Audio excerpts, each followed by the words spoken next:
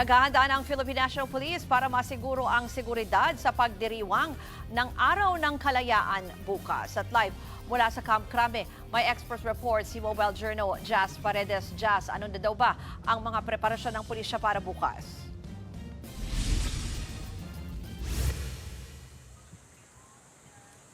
Ruth, simula mamayang alas 5 ng hapon, naka-full alert status na ang buong kapulisan para sa pagdiriwang ng Araw ng Kalayaan bukas.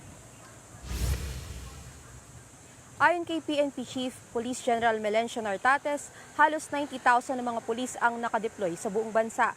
Higit 77,000 dito ay PNP personnel, habang halos 2,000 naman ay mula sa ibang units.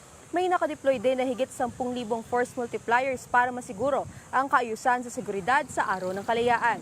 Partikular na babantayan ng mga pulis ang mga pampublikong lugar gaya ng Rizal Park, historic monuments, iba't ibang government facilities, transport terminals at mga pangunahing kalsada.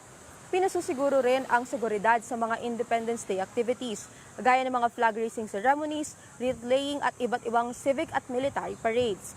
Inaasahan ang mga kilos protesta bukas. Ilan sa mga ito ay idaraos sa paligid ng Menjola sa Maynila. Pero ayon kay PNP Chief Nartates, wala pang natutukoy na beripikadong banta kaugnay nito.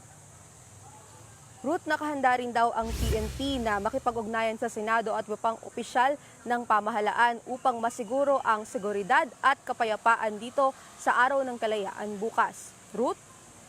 Yan po ang express report ni Jazz Paredes. Mga kapatid, Ruth Cabalco, para sa mabilis na pasada ng mga balitang dapat niyong malaman, mag-follow at mag-subscribe sa social media pages ng News 5.